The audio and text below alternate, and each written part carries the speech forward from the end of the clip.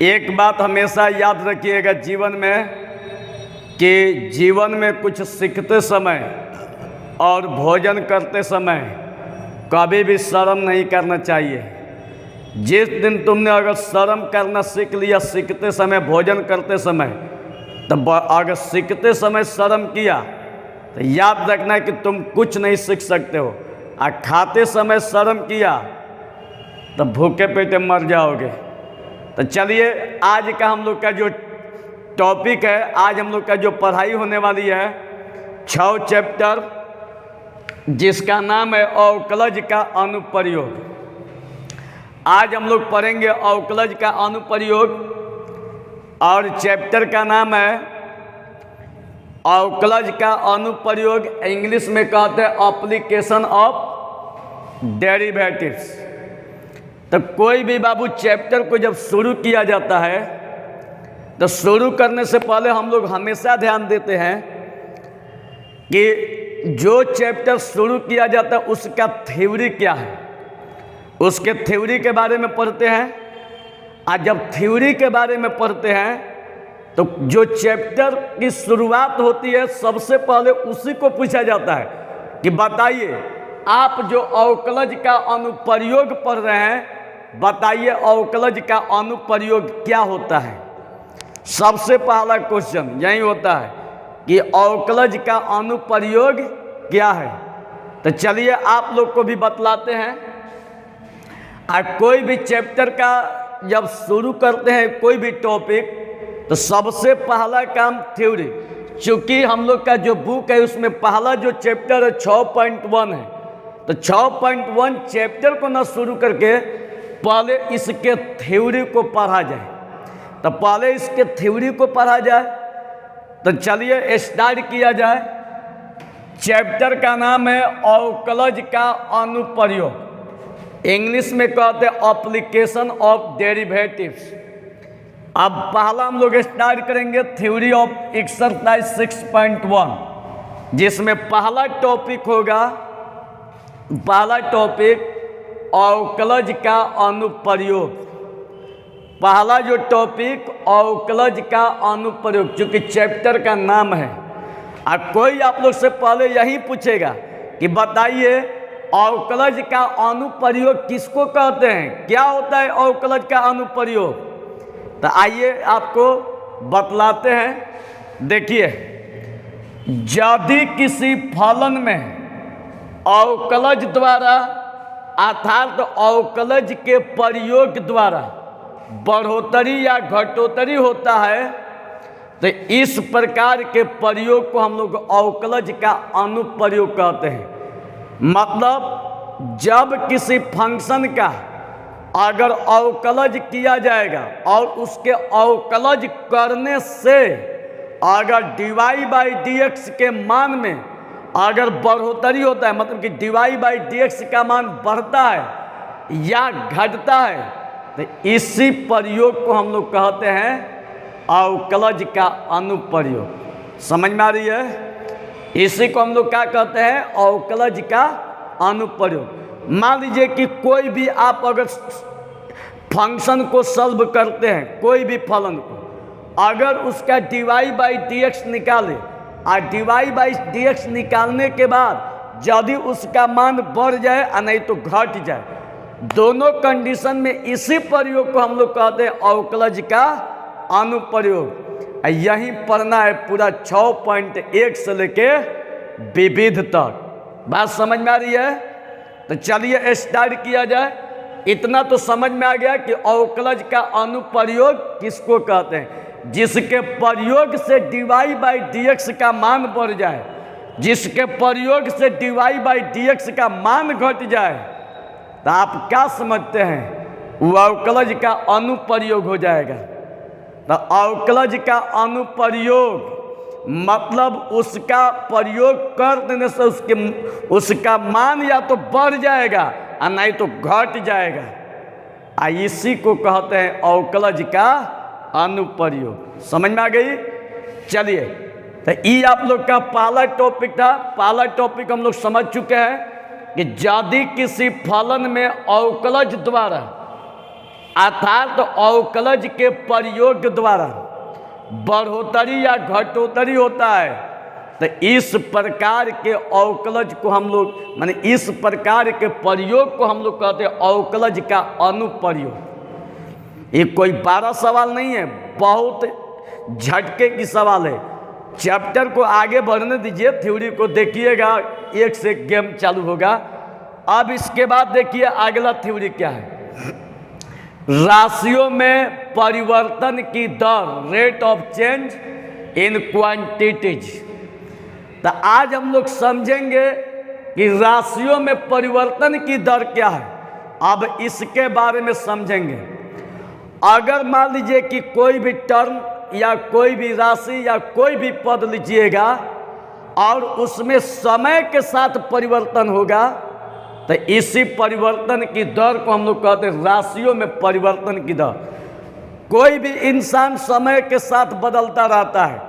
कोई भी इंसान जन्म से न महान होता है और न जन्म से सबसे बर्बाद होता है। उस समय के साथ वो क्या होता है, ताकतवर और पैसे वाले और बलवान बनता जाता है। कभी दुनिया में देखिएगा बाबू कि लोग कहते हैं कि लोग बाप बनाना भैया सबसे बड़ा रुपया समय है बाबू, समय का इंतजार कीजिए, लोग कहते हैं। लेकिन कभी क्या होता है कि किसी को समय ऐसा बदल देता है कि बहुत बड़ा ताकतवर आदमी बन जाता है। तो क्या उसके अंदर में बल आ जाता है, पैसा व प से पैसा या प से पावर आ जाती है, और यही उसको बुलंदी पर पहुंचाने का काम करता है। अच्छे अच्छे लोग के मुंह से सुने होंगे कि समय का इंतजार करो, समय बलवान होता है। आई हकीकत बात है। अभी आप लोग कभी सोच के देखिए, कोई जन्मते चलने लगता है, समय लगती है, 1 साल के बाद ही वो चलना शुरू करता है। आजकल का जुआ अभी स्टार्ट करे तुरंत एकदम सफलता की माने सीढ़ी देखता है कि तुरंत सफल हो जाए। ऐसा कभी नहीं होता है। जो संघर्ष के मार्ग पर जो वीर पुरुष चलता है वही इतिहास बदलता है। तो याद रखिएगा कि जब जीवन में फ्लो होता है तो मैथ भी बहुत कुछ सिखा के जाता है कि जो समय के साथ बदलता है, जिस राशि में समय के साथ परिवर्तन होती है, उसी को कहते हैं क्या, राशियों में परिवर्तन की दर। क्या कहते हैं, राशियों में परिवर्तन की दर कहते हैं। यदि किसी राशि में समय के साथ परिवर्तन होता है तो उसे राशियों में परिवर्तन की दर कहते हैं। मतलब dr/dt। इसका मतलब क्या है कि जो r है ये कोई ना कोई राशि या टर्म या पद है, इसमें क्या हो रहा है कि समय टाइम्स और समय के साथ परिवर्तन। इसका पढ़ने का तरीका है dr/dt का मतलब होता है कि r में t के सापेक्ष परिवर्तन। r में किसके सापेक्ष परिवर्तन, t के सापेक्ष परिवर्तन। इसका मतलब यही होता है। बस इतना ही याद रखिएगा कि कोई आपसे पूछेगा कि राशियों में परिवर्तन की दर क्या है, तो इतना बता दीजिएगा कि जो समय के साथ बदल जाए वही परिवर्तन की दर है। तो जो समय, तो मान लीजिए हम हैं, समय के साथ बदल गए तो हम राशि, और समय के साथ बदल गए तो इसी को कहते हैं राशियों में परिवर्तन की दर। आज आप लोग गधा है, आप लोग अभी पढ़ रहे हैं, कल क्या पता आप दरोगा बनिएगा, क्या पता IAS बनिएगा, क्या पता तुम बहुत बड़ा अधिकारी बन के आज जिला में सर उठा के चलिएगा। तो याद कीजिएगा, इस बार का टाइम और उस बार का टाइम दोनों में मिला लीजिएगा। अभी आप लोग साइकिल चला के आ रहे हैं पढ़ने के लिए, क्या पता कल आप फॉर्च्यूनर पर चलिएगा और साइकिल छूने का मन नहीं करेगा। तो इसी को कहते हैं समय परिवर्तन की दर। समझ में आ रही है? चलिए अब अगला थ्योरी है कि यदि किसी सापेक्ष परिवर्तन नहीं होता है, यदि किसी में, या में कर दीजिए, यदि किसी में सापेक्ष परिवर्तन नहीं होता है तो याद रखिएगा उसमें हमेशा समय के साथ परिवर्तन लिया जाता है। मान लीजिए कि कोई ऐसा भी क्वेश्चन है जिसमें समय के साथ परिवर्तन नहीं दिया है, तो आप लोग खुद जानते हैं कि इतिहास गवाह है कि दुनिया समय के साथ बदलती है। तो मैथ क्या चीज़ है, यह भी समय के साथ बदल जाएगी, और जो समय के साथ बदलती है तो उसी को कहते हैं राशियों में परिवर्तन की दर। अगर मान लीजिए कि समय में परिवर्तन की दर नहीं दिया रहेगा तो याद रखना कि वह भी समय के साथ ही बदलेगी। समझ में आ गई? तो चलिए, यदि किसी में सापेक्ष परिवर्तन नहीं होता है तो हमेशा समय के साथ परिवर्तन किया जाता है। इसके बाद अगला देखिए, सीमांत लागत, जो कि आखिरी आप लोग का थ्योरी है, मार्जिनल वैल्यू। सीमांत लागत किसको कहते हैं, देखिए इसका थ्योरी, इसी पर आप लोग का एग्जाम्पल मैथ भी है, इसको समझा दे। ध्यान से देखिएगा, पूरा ध्यान से देखिएगा बाबू।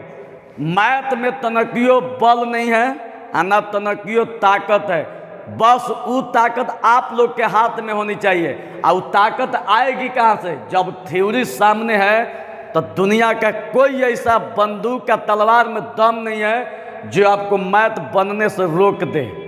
इतना याद रखिए। तो चलिए हम आप लोग को बताते हैं। देखिए, सीमांत लागत किसको कहते हैं, थ्योरी का लिखवाए।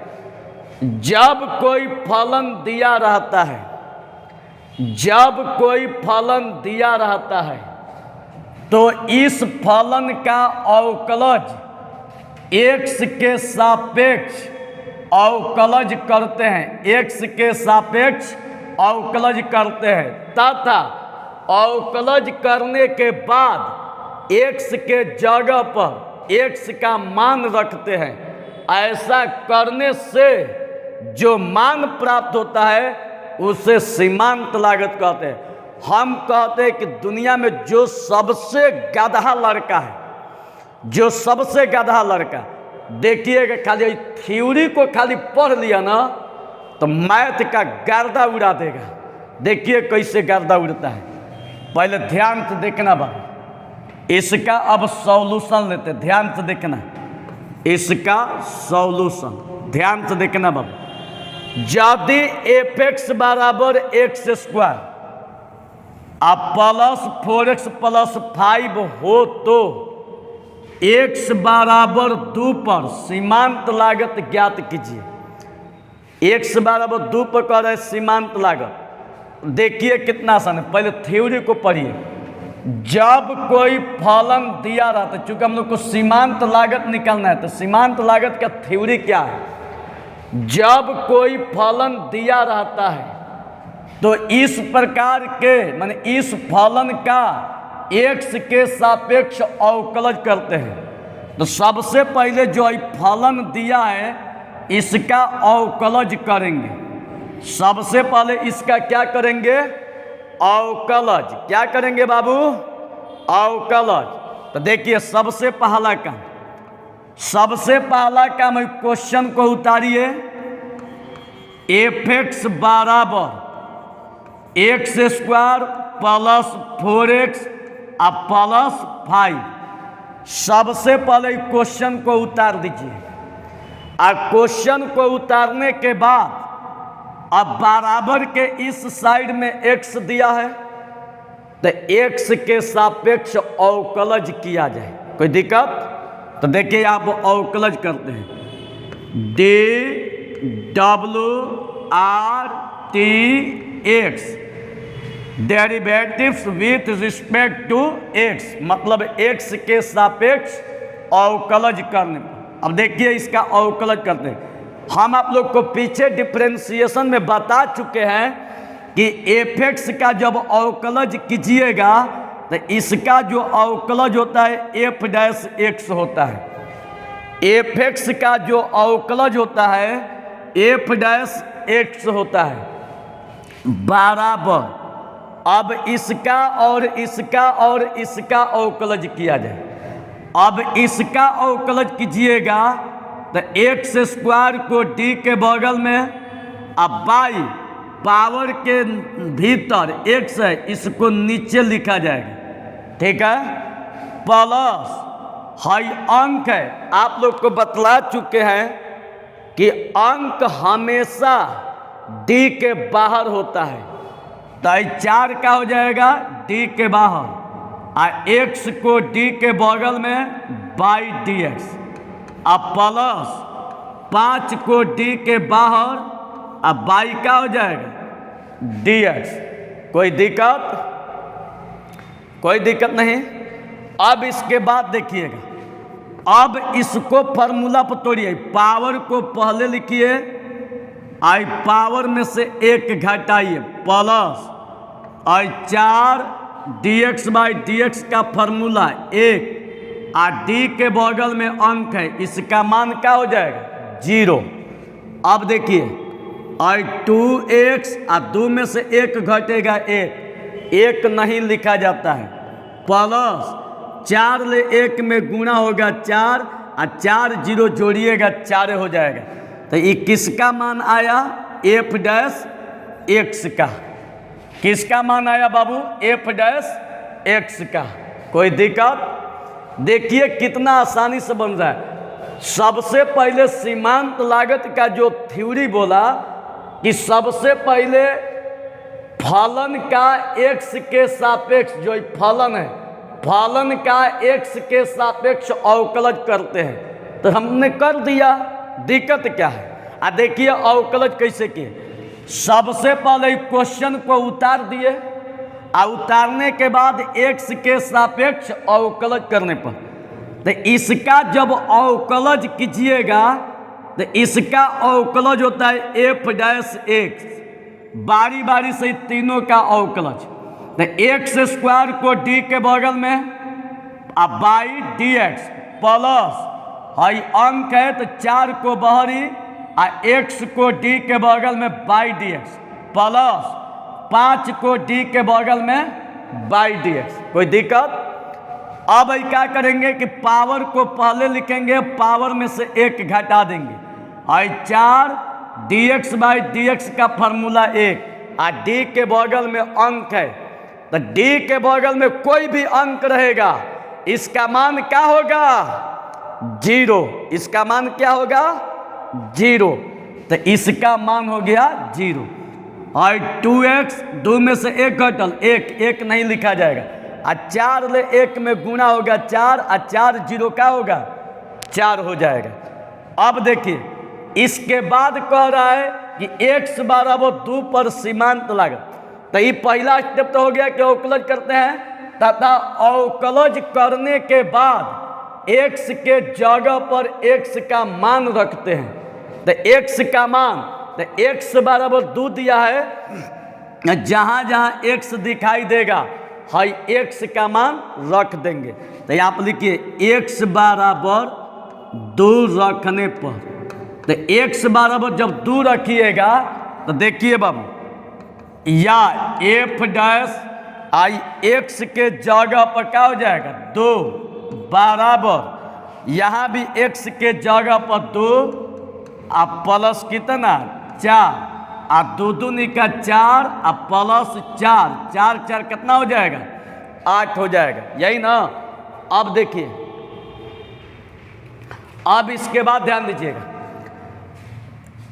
जो मान प्राप्त होता है, इसके बाद जो मान प्राप्त हुआ, इसी को हम लोग कहते हैं सीमांत लागत। क्या कहते हैं? सीमांत लागत कहते हैं। देखिए कितना आसान तरीका से बना।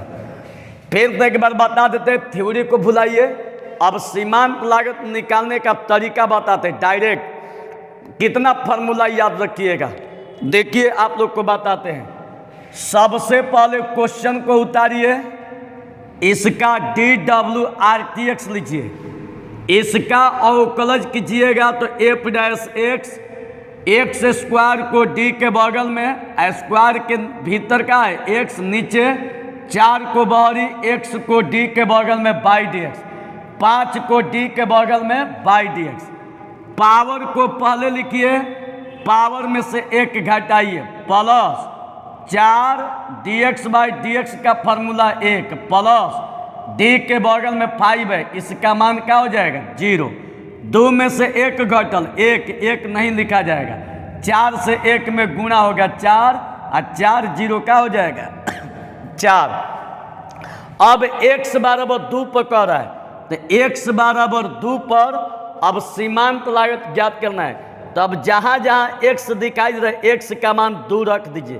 तो x के जगह पर 2, x के जगह पर 2, 2 दूनी का 4, 4 4 8, यही आप लोग का आंसर। तो उम्मीद करते हैं कि आप लोग को समझ में आ गया होगा। अब इसके बाद अगला थ्योरी, वृद्धि का मतलब प्लस होता है, ह्रास का मतलब माइनस होता है।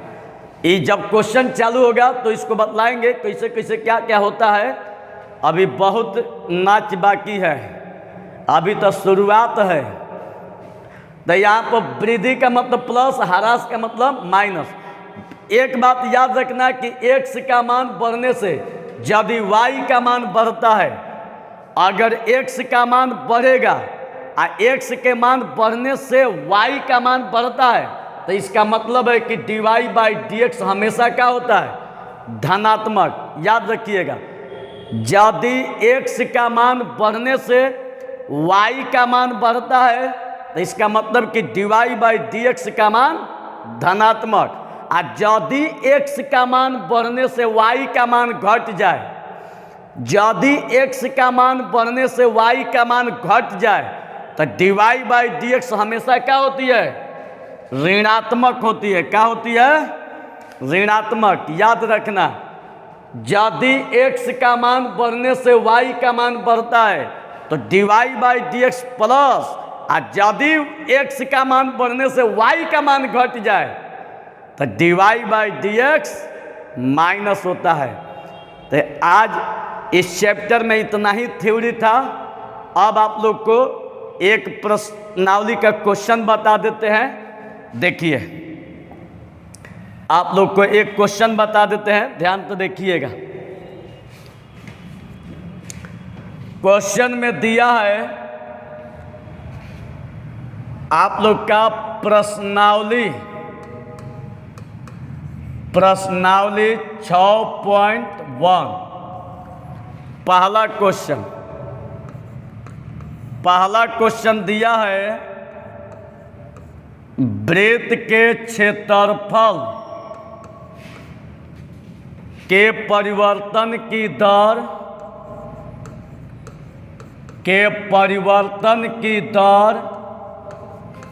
दर इसकी त्रिज्या r के सापेक्ष ज्ञात कीजिए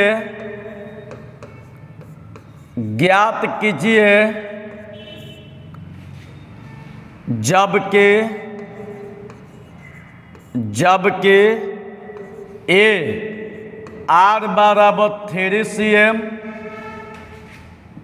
cm है, अब b बराबर r बराबर 4 cm है। देखिए कितना, ये आप लोग का एक्सरसाइज का पहला क्वेश्चन थ्योरी समाप्त हो गया। चलिए पहला क्वेश्चन को देखिएगा, ध्यान से देखिएगा। पहला क्वेश्चन यहाँ पर देखिए, जब इसका सॉल्यूशन कीजिएगा, देखिए जैसे आप लोग कोई पहला बताएंगे a, वैसा ही b बनेगा। चूंकि r के जगह पर 3 है तो यहाँ पर r के जगह पर 4 दिया है। एक बात याद रखना कि जिन्हें अपनी ताकत का अंदाजा नहीं होता, उन्हें भी कुत्ते भी उनके मालिक बन बैठते हैं। मतलब कि कुत्ता भी उनका मालिक बन जाता है। आज जो शेर अपने को जानता है कि हम शेर हैं, तो कुत्ता तो छोड़िए, या कुत्ता से भी खतरनाक कौन होता है, बाघ भी फरार हो जाता है। तो इसलिए अपने ताकत को समझिए और मैथ को समझिए। देखिए कितना आसान है, ध्यान तो देखिएगा। कह रहा है कि वृत्त का क्षेत्रफल के परिवर्तन की दर इसके त्रिज्या r के सापेक्ष ज्ञात कीजिए। तब वृत्त का क्षेत्रफल मतलब वृत्त के क्षेत्रफल को क्या से सूचित किया जाता है? ए से। किसके सापेक्ष करना है? त्रिज्या r के सापेक्ष। तो r के सापेक्ष मतलब dr। अगर नहीं दिया रहेगा तो थ्योरी में बताए समय के साथ dt हो जाएगा। अगर दे दिया है किसी के सापेक्ष तो आराम से निकालिए। तो कह रहा है कि वृत्त का क्षेत्रफल के परिवर्तन का मतलब d लग जाएगा, इसकी त्रिज्या r के सापेक्ष बताइए। तो r का मतलब d के बगल में r हो जाएगा। कह रहा है कि बताइए क्या होगा, जबकि a में दिया है r का मान 3 सेंटीमीटर दिया है। ठीक है, तो देखिए अब इसका मान निकालते, ध्यान तो देखिएगा बच्चा। और dA बटा dr, तो देखिएगा और a वृत्त का क्षेत्रफल। आप लोग खुद जानते हैं कि वृत्त का जो क्षेत्रफल होता है पाई r स्क्वायर होता है। तो a के जगह पर हो जाएगा पाई r स्क्वायर और बाटा में dr।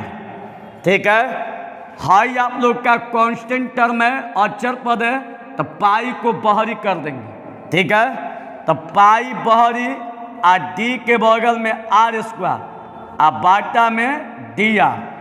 अब देखिएगा बच्चा, अब इसको फार्मूला पर तोड़िए। हाई पाइवा 10 के 10 पावर को पहले लिखिए, आप पावर में से 1 घटाइए। फार्मूला यही है, dxn बाई dx का फार्मूला होता है n(x(n-1)। देखिए पावर को पहले लिखा गया है, आप पावर में से 1 घटाया गया है। यहाँ भी पाई 10 के 10 पावर को पहले आप पावर में से 1 घटा देते हैं। अब देखिए बाबू, पाई और 2r और 2 में से 1 घटेगा 1 नहीं लिखा जाएगा। अब क्या कीजिए कि dA बाई dr का मान इतना आ गया, dA बाई dr। तो देखिए अब क्या कीजिए कि r का मान रख दीजिए, जो r का मान है, तो क्या हो जाएगा आई पाई 2 और यहाँ पर r दिया है, तो r का मान कितना दिया है 3 cm। यहाँ तक कोई दिक्कत?